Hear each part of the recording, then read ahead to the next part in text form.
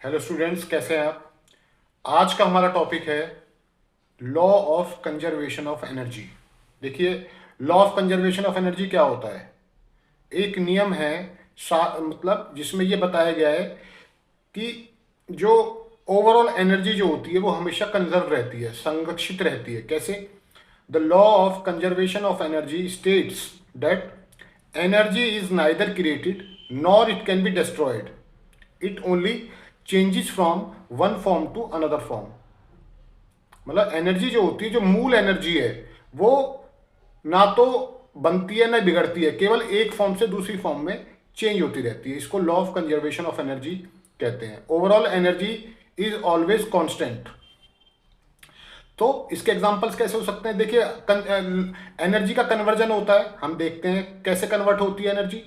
जैसे for example यदि कोई आपसे पूछे कि एक बल्ब है, वो कौन सी एनर्जी ले रहा है, उसका एक इनपुट है और एक आउटपुट है। जैसे बल्ब है, बल्ब क्या ले रहा है? इलेक्ट्रिक एनर्जी ले रहा है, और उसको चेंज किस में कर रहा है? हीट एनर्जी में या लाइट एनर्जी में कन्वर्ट कर रहा है।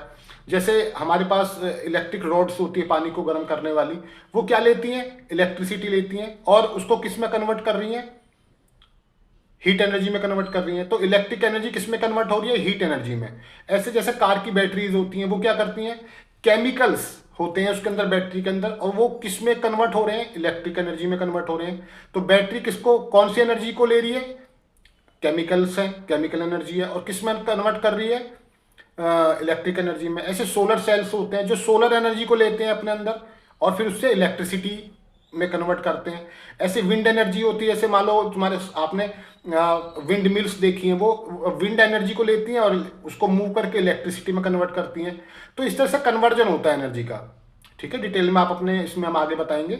होपफुली आपको जानकारी अच्छी लगी होगी। Thank you very much.